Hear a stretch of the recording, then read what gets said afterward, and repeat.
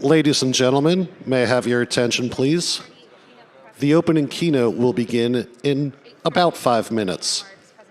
Please move to your seats and help us start the conference on time. As you're moving to your seats, please give us your attention for a couple of administrative announcements. If you haven't already done so, make sure to download the event app. A QR code can be found on the screens and on signs outside the entrance to this room and throughout the hall. The app is the best place to get the WEST program information and updates, including all of the details on the various theater sessions on the exhibit floor.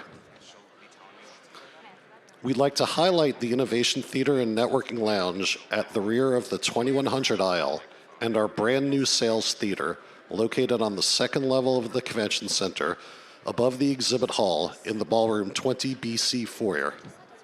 Both theaters have a wide variety of sessions from military, government, academia, and industry. We'd also like to highlight a major change to lunch service this year. Rather than plated luncheons in the keynote area, lunch for the first 2 days, today and tomorrow, will be served upstairs just past the sales theater in the ballroom 20.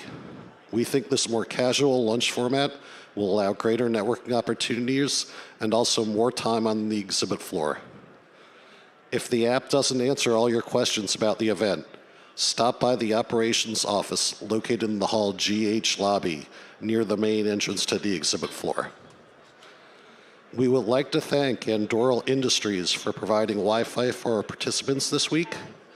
The SSID and password are on the screens to the side of the stage and are also located in the show guide. At this time, please mute your electronic devices and the program will begin shortly. Thank you.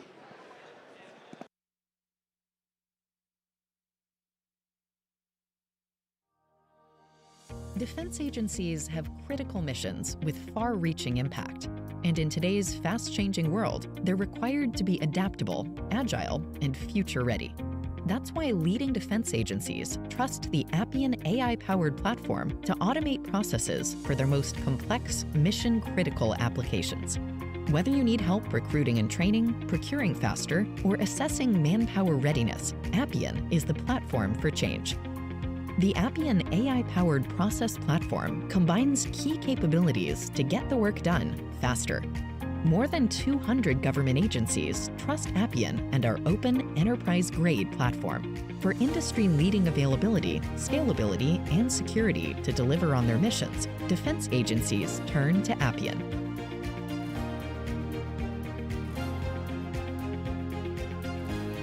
The U.S. Marine Corps chose Appian to build the future backbone for all their logistics business operations and reduced application access time by 95%. The U.S. Defense Information Systems Agency consolidated 12 systems into a single user interface, reducing operations and management expenses by 50%. The U.S. Air Force's Con IT program is a model of successful digital transformation at the DoD, an enterprise-wide contract management system that unified 7 disparate systems into one.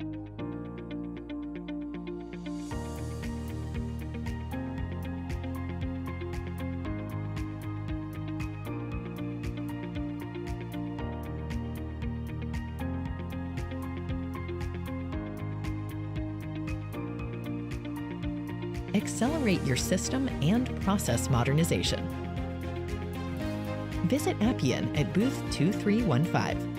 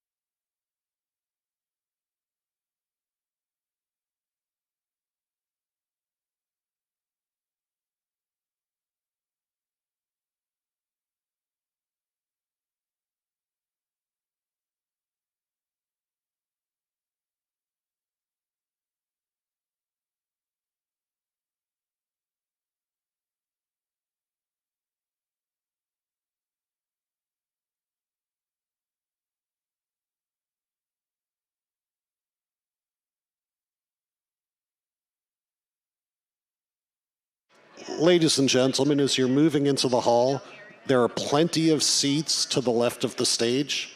There's also a second coffee setup in the back to the left of the stage.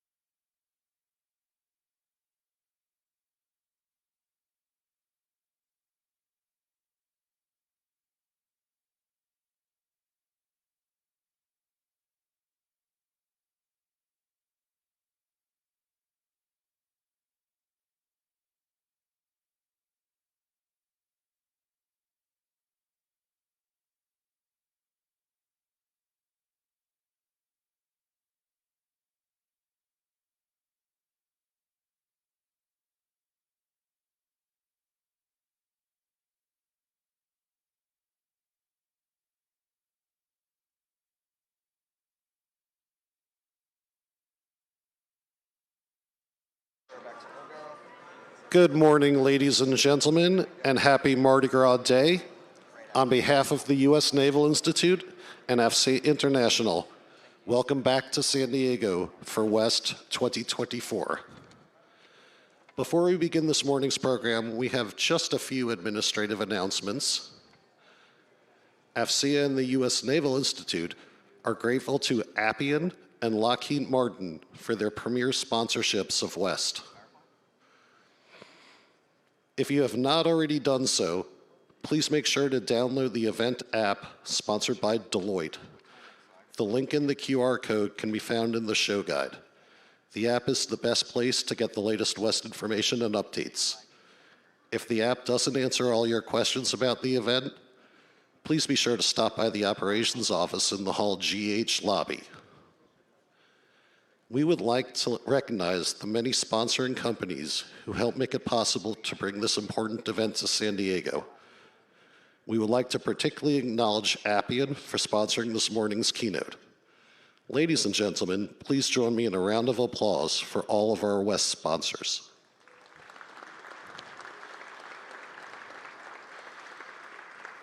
Now, please stand for the playing of the national anthem.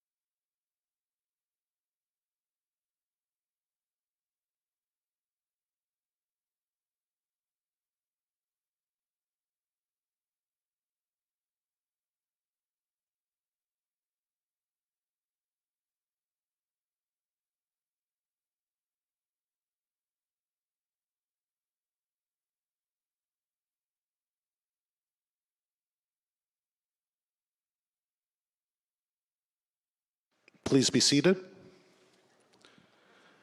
Please join me in welcoming to the stage Chaplain Benjamin Box, Command Chaplain, Naval Base San Diego, to give an invocation for WEST 2024.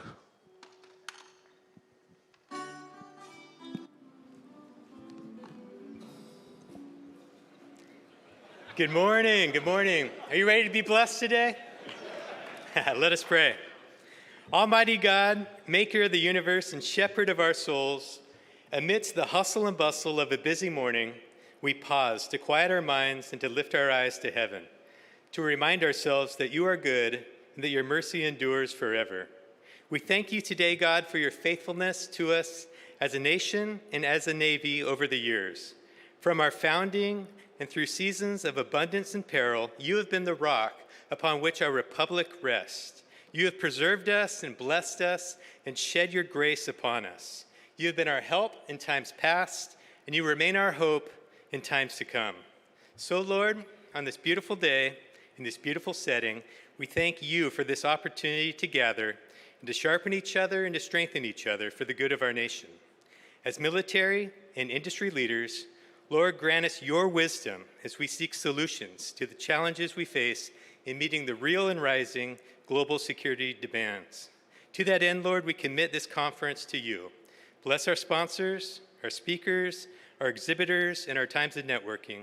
As you direct our steps, guide us to the right people, the right solutions, and the inspiration we need to continue to fight the good fight with clear eyes and with full hearts.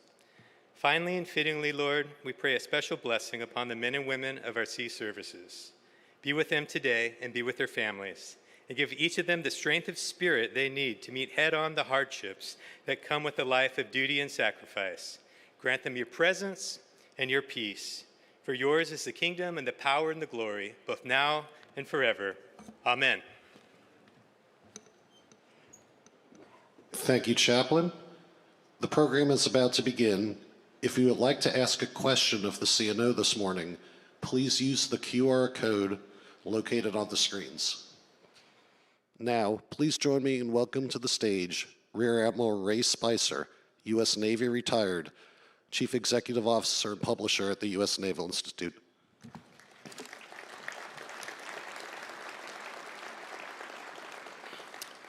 Good morning. On behalf of the Naval Institute and our partner, AFCEA International, welcome to WEST 2024. This is the 34th year that the Naval Institute and AFCEA International have worked together on this program. The theme this week is our acquisition and readiness on pace to meet global security demands. Global security demands. Think about that for a second. Russia, Ukraine, the Gaza Strip, Iran's activity in the Middle East, in Syria, in Iraq, in Yemen, its impact on the Red Sea and the Gulf of Aden, and commercial trade routes through that body of water. And I haven't even mentioned China and Taiwan, the Taiwan Strait, North Korea. I think it's safe to say our leadership is facing some pretty challenging global security demands. The good news is that we have the absolute right leaders here this week to talk about those demands and what they're doing to address them. We're also very fortunate to have very strong representation from our industry leaders and partners, and we all know it takes a partnership to get the job done. So it should be a great 3 days. We thank Appian for their support and sponsorship of this keynote. And before I introduce our opening speaker, I'd like to ask Ehsan Wardak, Director of Navy Marine Corps Accounts at Appian, to come up and say a few words.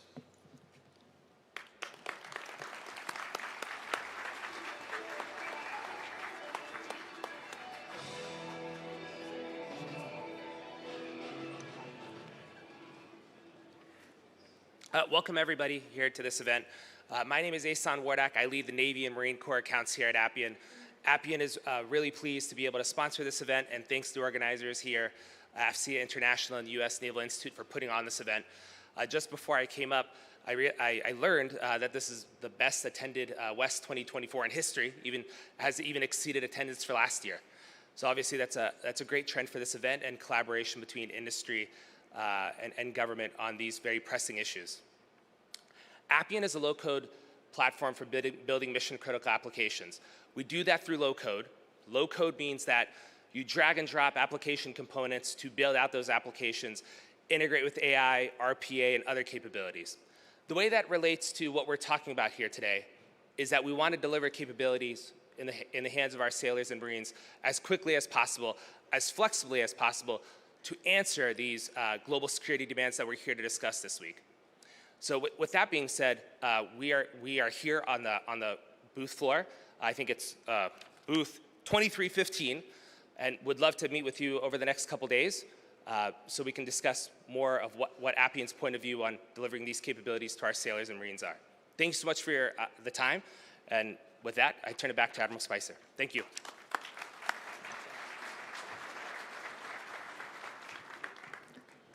Thank you, Asan, and thanks again to Appian for your support. It's now my great privilege to introduce our opening keynote speaker. A native of Pittsford, New York, Admiral Lisa Franchetti is a graduate of the Medill School of Journalism and was commissioned through Northwestern University NROTC program in 1985. I had the sincere pleasure of meeting Lieutenant J.G. Franchetti some 35 years ago, and I remember thinking, this officer is really sharp. I think she might be going places. Little did I know. So now I can say I knew her when. She earned her Surface Warfare Officer qualification in USS Shenandoah, AD 44, and went on to command at all levels, including Naval Reserve Center, Central Point, Oregon, USS Ross, DDG 71, US Destroyer Squadron 21, US Naval Forces Korea, US 6th Fleet in Italy, and Striking and Support Forces NATO in Portugal. She has served and commanded in operational assignments across the globe. Apart from command, she's worked across the Navy and the Joint Force with an emphasis on strategy, international engagement, and interagency collaboration, most recently serving as the Director, Strategy, Plans, and Policy, the J5 on the Joint Staff, and she was the 42nd Vice Chief of Naval Operations. Ladies and gentlemen, please welcome the 33rd Chief of Naval Operations, Admiral Lisa Franchetti.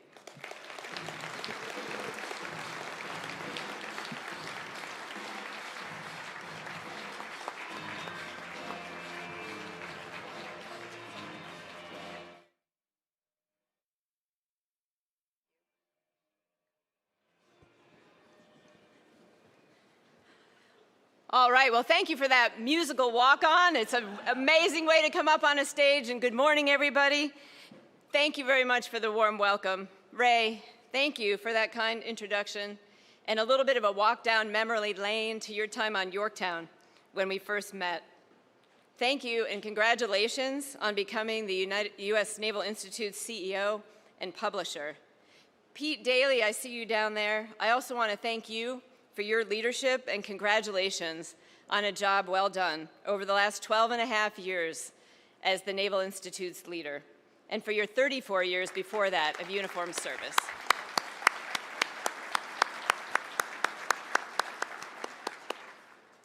I'd also like to thank the WEST 2024 team, April Pareco, and the entire staff for once again organizing this event and building an exceptional agenda.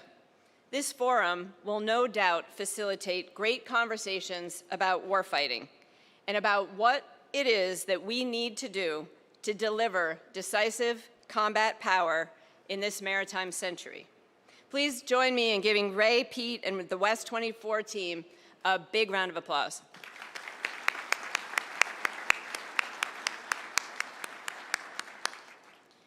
And to our distinguished guests, industry members, flag and general officers, and all of our service members, the sailors, Marines, and Coast Guardsmen, and our Department of the Navy civilians in the audience, thank you for making the time to be here today and this week. Whether you're wearing a uniform or a suit, I encourage you to use this venue to share your ideas, to collaborate, to build your network, talk about our challenges, and commit to working together to ensure that our Navy remains the most powerful Navy in the world. So let me start by just reaffirming that. The United States Navy is the world's premier fighting force. I could not be more proud of our Navy team, of our active and reserve sailors, and of our civilians who execute the Navy's mission every single day. Our Navy team operates far forward to preserve the peace, respond in crisis, and win decisively in war. Right now, our sailors are standing the watch around the world and around the clock, from the seabed to space, in cyberspace, and in the information environment, to deter aggression, promote our nation's prosperity and security, and provide options to our nation's decision makers. Right now, from the Western Pacific to the Baltic and everything in between, our Navy delivers power for peace. But we're always postured and ready to fight and win as part of the joint force working alongside our allies and our partners. And right now, as you've seen on the news, our Navy is operating on the front lines of freedom and at the point of friction. We're performing with the skill and the professionalism that we expect of our United States Navy sailors in a complex, dynamic, and kinetic environment like we're seeing today in the Middle East. In support of the rules-based international order, the U.S.-led Operation Prosperity Guardian, a defensive coalition of more than 20 countries, continues to provide international maritime security in the Red Sea and the Gulf of Aden. It's our Navy team leading the way. It includes destroyers Carney, Laboon, Mason, Gravely, and Thomas Hudner, and working with fighter squadrons from the USS Dwight D. Eisenhower. They are working tirelessly to preserve the free flow of commerce. To date, shooting down over 70 UAVs, 7 cruise missiles, and for the first time in history, 14 anti-ship ballistic missiles. How about that? That's combat power right there. And it's those same forces working alongside our allies and partners that are launching strikes designed to degrade and diminish Houthi capability to continue these attacks. And that's really just the start of what our Navy's doing around the world. As Secretary Austin said, the United States is the most powerful country on earth. We can walk and chew gum at the same time. In the Eastern Mediterranean, the Bataan Amphibious Readiness Group, with the 26th Marine Expeditionary Unit embarked, is providing options to the nation's decision makers and sending a clear message of deterrence to any state or non-state actor seeking to escalate the conflict beyond Gaza. And in the Indo-Pacific, the USS Carl Vinson and USS Theodore Roosevelt carrier strike groups continue to underwrite the security and stability of the region and enhance interoperability with our allies and partners, most recently through trilateral exercises with Japan and Australia, and through the third iteration of the Maritime Cooperative Activity with the Philippines. No other Navy operates at this scale. No other Navy in the world can build, train, deploy, and sustain such a lethal, globally deployed, combat-credible force. And all of this is a testament to the hard work and commitment to excellence over time, over many years, by the people in this room and the people that you represent. So I want to say thank you. Thank you for the exceptional partnership and the teamwork that makes this all possible. You should take pride in seeing your Navy Marine Corps team in action. But ladies and gentlemen, as awesome as this story is, we cannot rest on our laurels. Our work is not done, and business as usual will not get us where we need to go. Our country stands at an inflection point in history. We are in a decisive decade. Increasingly, America, along with our allies and partners, finds itself beset on all sides by forces that desire to rewrite the global rules-based order for their own political, military, and economic interests. The challenges we face will only accelerate. The threats to our nation and our interests will continue to grow. and the battlefield will become even more complex. For the first time since World War II, we no longer operate from a maritime sanctuary against competitors who cannot threaten us. Today, sea control is neither guaranteed nor freely given. Our adversaries are adapting new technology. They're working to undermine our critical strengths, to expose any weaknesses they can, and are racing to develop their own warfighting advantage. In this rapidly changing security environment, America's warfighting Navy, our sailors, alongside our Marines and Coast Guardsmen, must be the very best warfighters in the world. And we must design, develop, and deliver to those warfighters the best systems, weapons, and platforms that will deter or defeat any adversary, anytime, anywhere. There's no time to waste. I intend to build on and accelerate the work done by my predecessor by focusing on 3 key priorities. The first is warfighting, by delivering decisive combat power. The second is warfighters, by strengthening our Navy team. The third is the foundation. It's the foundation that supports them by investing in our infrastructure, building trust, aligning resources, and quite simply, by always being ready. Our United States Navy plays an outsized and dominant role in achieving America's national security objectives and ensuring our economic prosperity. The decisions we make and the actions we take today will determine the global maritime balance of power for decades to come. The Navy will continue to partner with all of you here in driving towards one objective: to deliver the Navy the nation needs to deter and, if necessary, fight and win our nation's wars. And that's why this year's theme, our acquisition and readiness on pace to meet global security demands, is so important, because they need to be. How do we accelerate acquisition, and how do we increase readiness to put more players on the field? How do we drive innovation with our acquisition system to get the right systems and capabilities into the hands of our warfighters at speed and scale? How do we think, act, and operate differently with the technology and the systems we currently have to tackle the challenges we face today and tomorrow? These are really important questions. The stakes are too high and the time is too short to act otherwise. We must act with urgency. From cyber weapons to unmanned platforms, directed energy, artificial intelligence and hypersonic missiles, and much more, we're seeing technological breakthroughs that are redefining conflict. The Navy recognizes that speed matters, that the pace which we procure, modernize, maintain, and sustain our platforms matters, as does the pace at which we rapidly integrate and adopt new technologies. As students of history, I think it's really important to look backwards sometimes to help us move forward, gleaning insights from similar past decisive decades on how we, as a Navy and a nation, navigated similar challenges. 2 of these decades were in the 1930s and the 1970s, decades when our leaders faced challenging security environments and a changing character of war.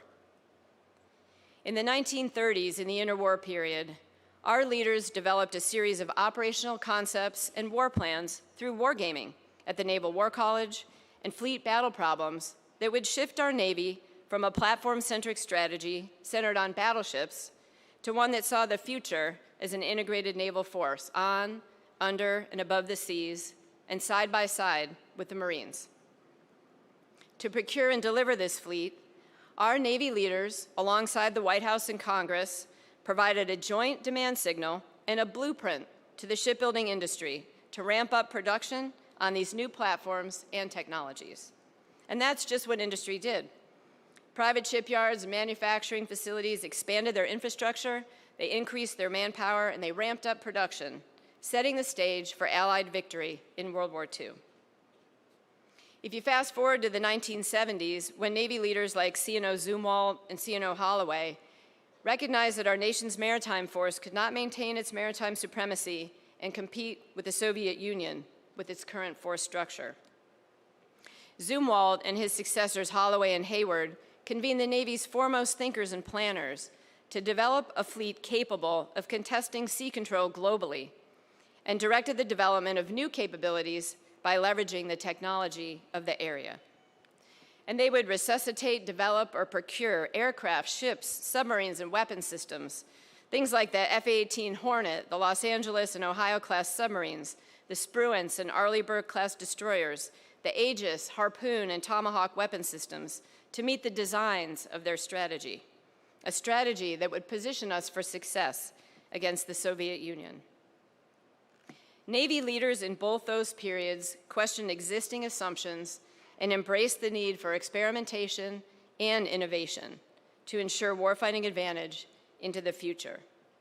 They realized that we must be forward-thinking in prioritizing our warfighting capabilities, and we must increase our capability and capacity in peacetime to be able to surge effectively in war.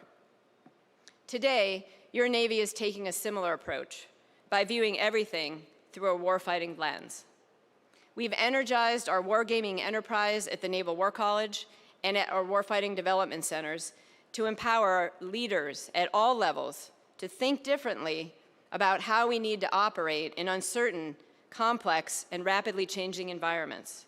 Leaders who are ready to take the initiative and to be bold. We're experimenting with new concepts and tactics in a series of battle problems to develop and refine the operational concepts that will best leverage today's fleet's capabilities and capacity to yield warfighting advantage and help define the requirements for our future fleet. This work also includes thinking differently about how to best leverage and integrate disruptive and emerging technologies as we work to adapt to the changing character of war. So let me briefly highlight 4 key ways that we're doing just that. First, we're using artificial intelligence, machine learning, and new technologies to maintain, repair, and deliver our platforms on contract and in the shipyards more quickly, cheaply, and effectively. We're doing this in many ways through enabling tools like shipboard additive manufacturing, 3D printing aboard our carriers and our big deck amphibs. We're doing this through machine learning and new artificial intelligence tools to help support conditions-based maintenance, to free up our sailors for other, more important tasking. And we're doing this by using robotics to quickly, accurately, and more cost-effectively assess the material condition of our seagoing platforms. These technologies help put and keep more players on the field. And this really only scratches the surface on how we're using technology, artificial intelligence, and machine learning to better support the fleet in lifecycle maintenance. The second area we're focusing on is expanding, extending, and bolstering the reach, the depth, and the lethality of our conventionally manned fleet by exploring and integrating new, disruptive, and emerging technologies to include unmanned systems.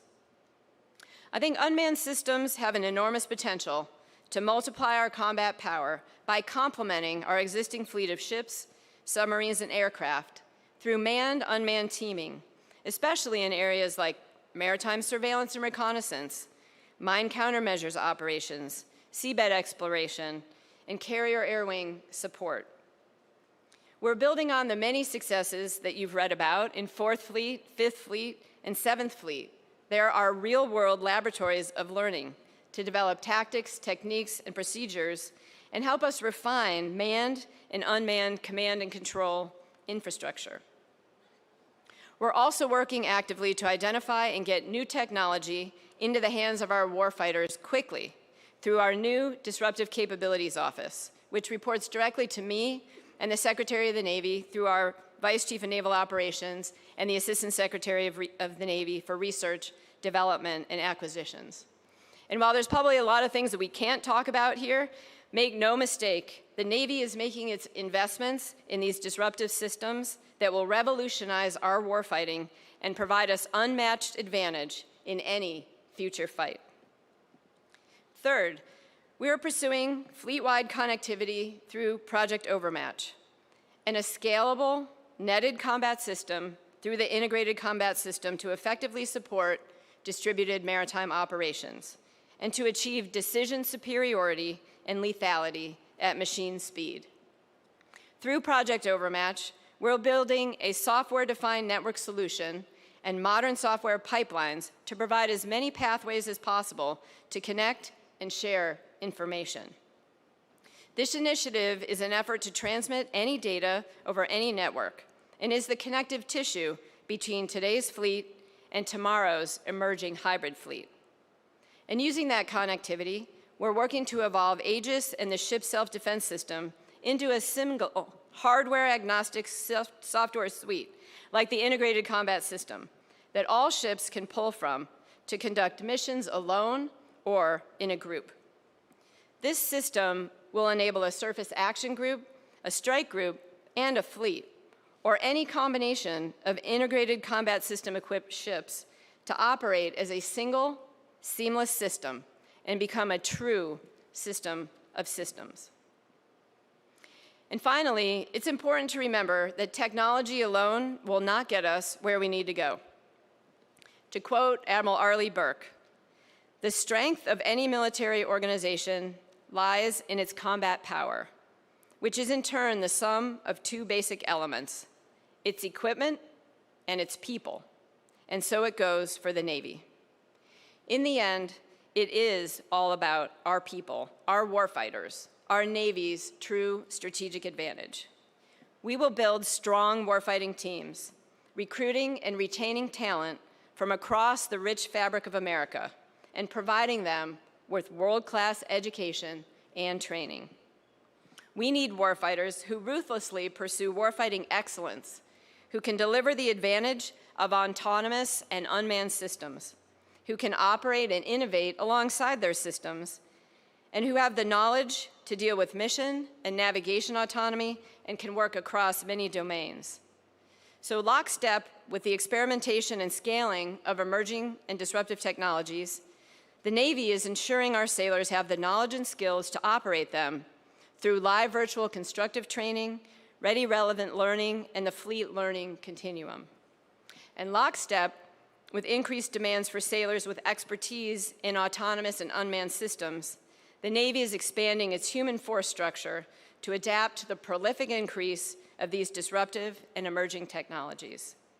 We're mapping individual talent, our best and brightest, to the task. For example, it's 2 junior officers, 2 lieutenants that are now commanding 2 groups, Task Group 59.1 and Task Force Hopper, that conceptualize, test, and operationalize our newest and most consequential technologies.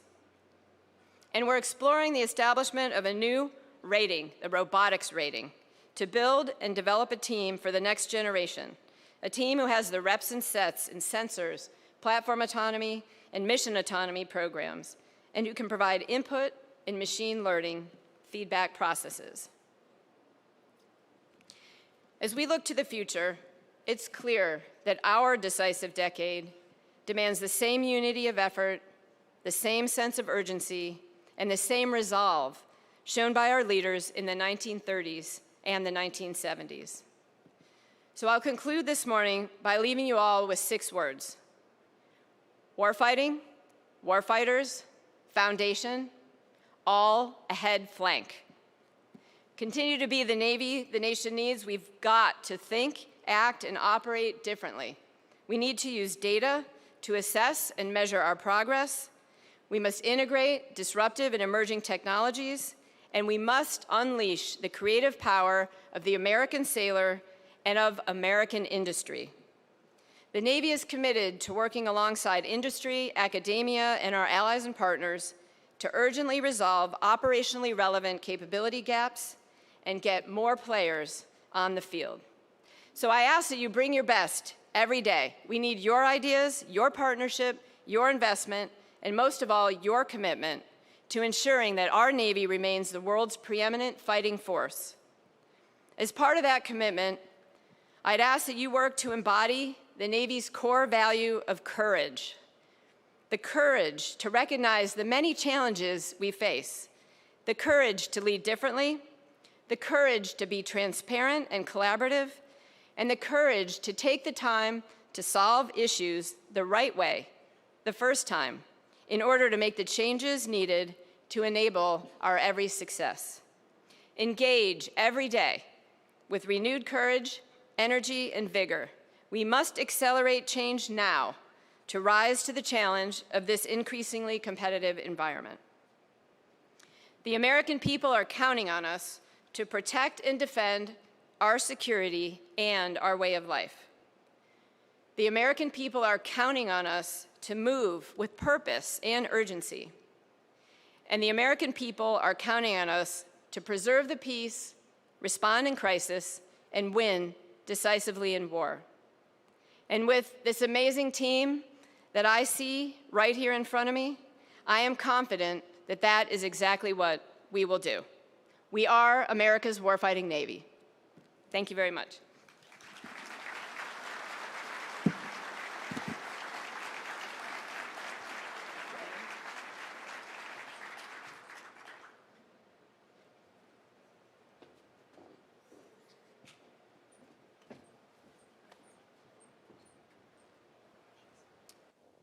Okay, just a reminder, if you have questions for the CNO, that you'll use the QR code or the email address.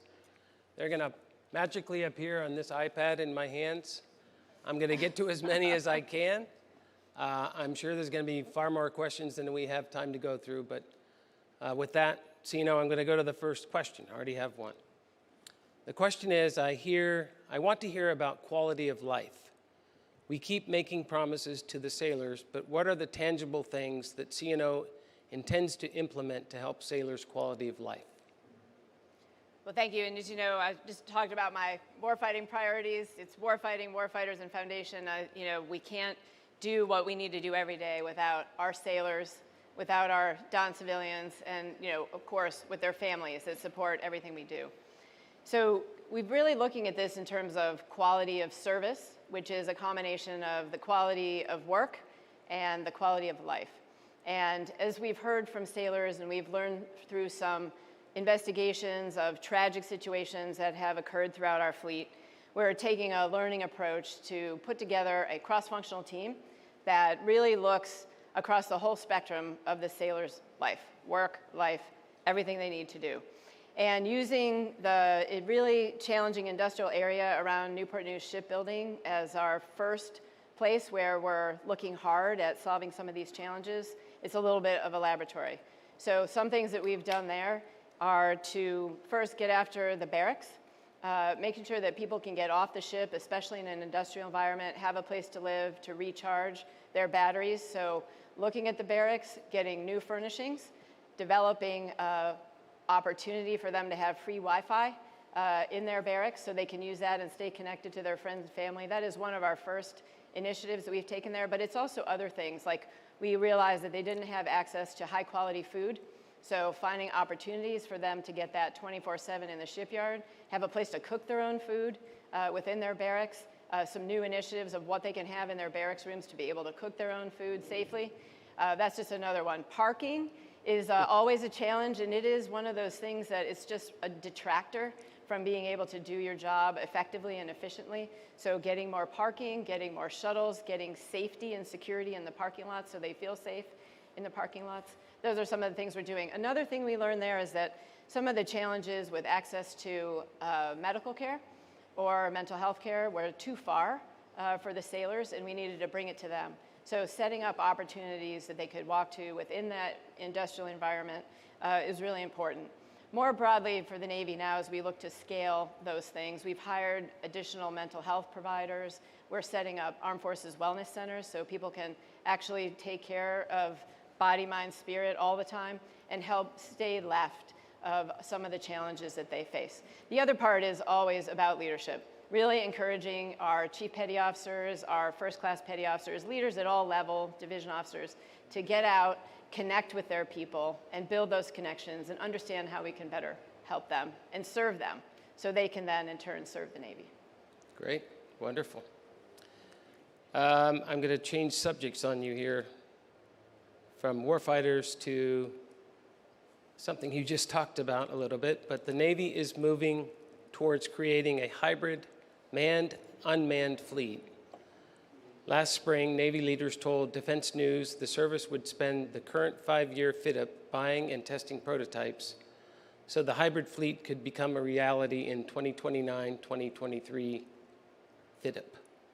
Do you think that's a realistic timeline? And what steps will you take this year and in the coming years to close the gap between prototype operations and a truly operational hybrid fleet?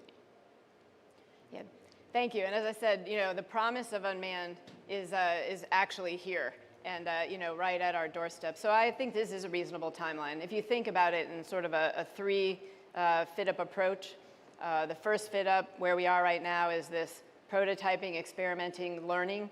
I think the other part about unmanned is that it's not really unmanned. The actual platform may be unmanned, but we also need to set up all of the infrastructure, all of the networks, everything that can enable the unmanned technology to actually work and the people to operate it. So in this first fit up, those are some of the things that we're learning and putting into place these enablers. Then the next fit up is the actual procurement of those unmanned platforms. And then I think by the third fit up, they'll be operating at speed and at scale, and I know we're going to see that. Some of the things that we're doing this year is really building on the work that's already been done in Task Force 59 with our hybrid fleet out there, then the work done in 4th Fleet as they continue to operate unmanned technologies there, and then the integrated battle problems that we're seeing out in the PAC fleet, which has been very successful in teaching us all we can have a long transit and what is it that we need to do to be able to enable that to even be expanded in the next go-round. So we have another battle problem coming up. I think the other thing that's really interesting is that every other head of Navy that I talk to is also looking at unmanned technology. For many of them, it's demographics, but other ones, they want to have better awareness of their situation around in their EEZs. And so there's a lot of opportunity to partner with allies and partners in unmanned technology, whether it's surface, undersea, or in the air.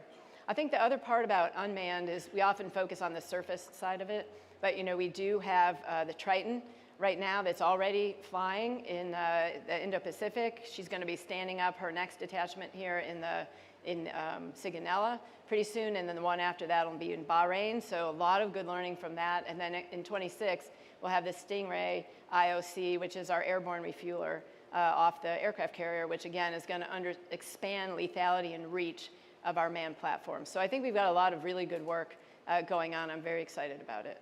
Oh, that's great. And you bring up a good point about, there's, unmanned is not really unmanned, right?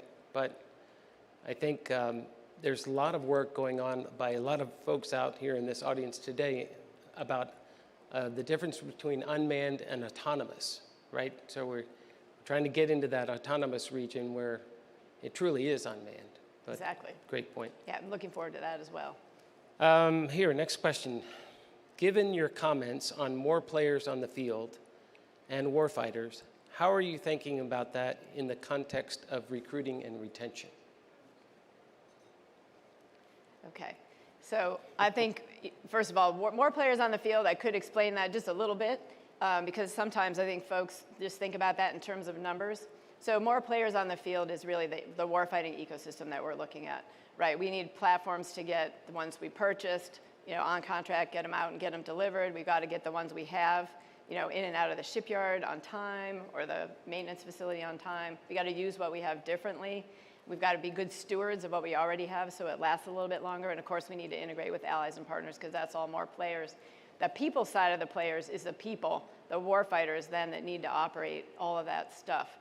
It's interesting when I was talking with a strike group commander with STEM, Admiral Maguez out in the 5th Fleet right now, and there are a lot of reenlistment contracts, coming across everybody's desk out there because sailors really like to do their job. And retention is, actually very high right now. We recognize that we need to retain one sailor at a time.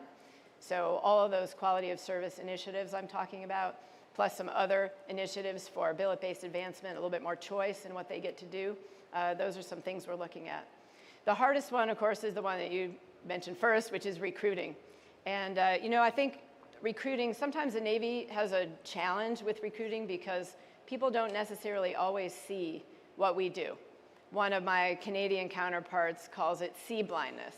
If you don't live on a coast or you don't live near a Navy base, you don't know someone who's in the Navy, you don't know anything about the Navy. And so you may be less propensed to sign up and go see the Navy. So part of it is getting our story out there. That's really important. We've just about by the end of this year, we'll have finished filling out our recruiting stations. We had taken some risk in manning those, unfortunately, right around the same time as the pandemic. So even when that lifted up, we didn't have time, we didn't have a way to get people back out and talking about our Navy and our mission. I've charged our new class of one-stars to get out and talk to 3 non-traditional audiences, and I would encourage everyone here to talk to some non-traditional audiences about what it is the Navy does, because again, I think it's just connecting people to our Navy story, and they can understand, young people can understand how the Navy can accelerate their life, how it can give them a skill, whether they stay for 6 years or 38 years like me. You know, I joined for free college, plan on being here for 4 years. I'm still here 38 years later because of the mission, because of the great teams that I got to work with. And I got to see 43 countries so far, you know, and counting. On the recruiting, it's also not only uniform recruiting, which I should probably just offer that I think it's a little bit broader of a call to service for our nation. So getting out and talking to influencers, coaches, teachers, you know, people who can talk about the value of serving something greater than yourself is really important, because when I go out and talk to industry, there are many challenges out there with workforce development, workforce retention. Again, I think it's a parallel to exactly what we're seeing in the Navy and across the military services. Yeah, great.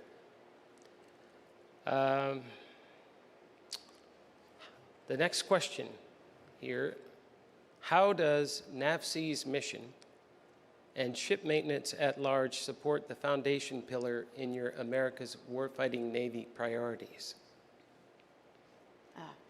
NAVSEA is an incredibly important organization, and there's 80,000 civilians that work at NAVSEA. And every single one of them contributes in some way to getting more players on the field. Specifically on the maintenance one, NAVSEA is playing a really critical role in establishing some very firm guidelines on how we're going to plan and execute shipyard maintenance, and I think this is going to have significant impact on us, you know, getting our platforms in and out of maintenance on time. You may even remember from your day, you know, in the Navy where you had to lock in your work package 120 days out so you could plan all the work, you could get all the materials, you could get everything purchased, and then your platform could go through. We really are setting a firm foundation for that. And again, NAVSEA is working very hard in our public shipyards to make sure that we have all the tools, the resources, the processes in place to try to capture all that good learning and move it on from one ship to the next. Because oftentimes there'll be growth work that we could have anticipated, things we know we needed to do. Right. And then, you know, you get a delay in your shipyard period. And that is not getting more players on the field. So we've got to be very proactive. And we've got to invest ahead of time to make sure that we have the parts, the materials, the work package done so we can get that done quickly. Okay. And NAVSEA, critical to everything we're trying to do, more players on the field, whether it's getting the new ones or getting the old ones in and out of maintenance on time. Yeah. Fair.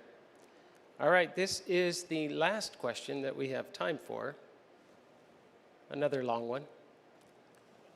China's current shipbuilding capacity is 232 times that of the United States, and they'll have some 475 battleships by 2035. I think maybe 475 combatants, maybe not battleships, compared to maybe 310 for the US.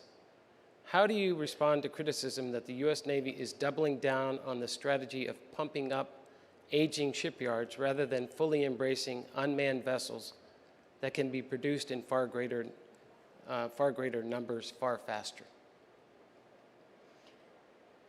Want me to repeat the question? No, I got the question. It's, you know, my first comment is that it's clear that we do need a larger Navy.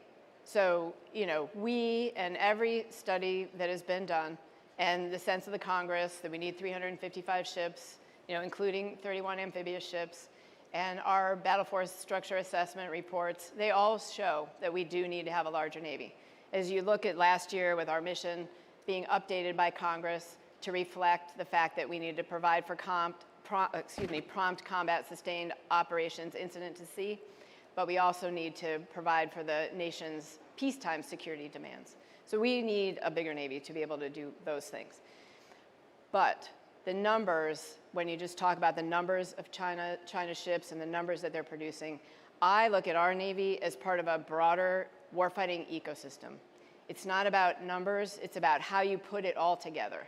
It's platforms on, under, and above the sea. It's the networks that enable them. It's cyber. It's our work in space. It's work with all the joint force.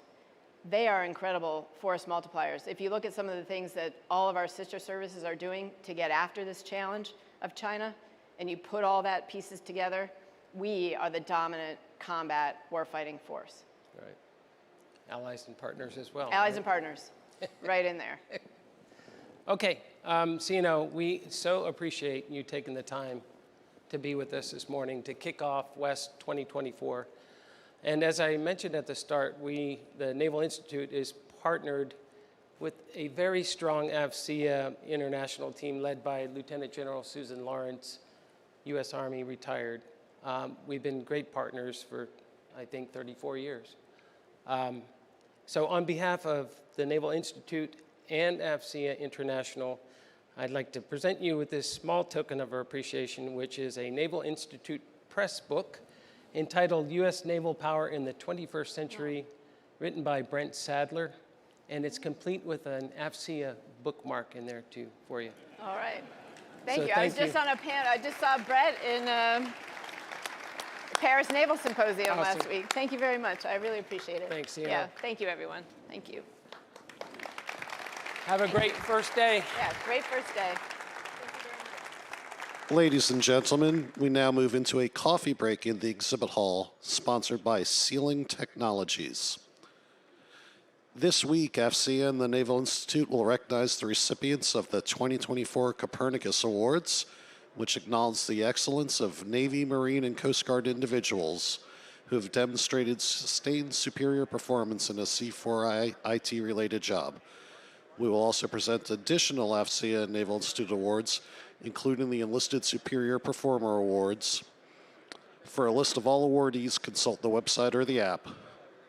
Stop by booth 2225, where the U.S. Naval Institute will be hosting book signings throughout the week. Refer to the app for the full schedule of authors. You can also join or renew your membership with the Naval Institute during the conference, and you will receive a free Naval Institute book. Again, that's booth 2225. And at booth 1825, AFCEA is offering a special one-year discounted rate to new members who join on-site here at WEST. Stop by the AFCEA booth to take advantage of this special offer. If you're an existing AFCEA member, stop by to renew your membership and learn about some of the new benefits AFCEA has to offer, and to find out more about AFCEA events worldwide. The week's first panel starts at 10:15. The panels are held across the exhibit hall in Hall H. There are presentations in all the various theaters and the Innovation Showcase throughout the day. Check the app for the full list of sessions and speakers and the most up-to-date schedule. And as a reminder, y'all are used to having lunch down here in this room. It's going to be served upstairs for the next 2 days in Ballroom 20. The next keynote session in this room is at 2:30. Thanks again to Sealing Tech for sponsoring the upcoming coffee break, and enjoy the break and enjoy WEST 2024. And again, happy Mardi Gras.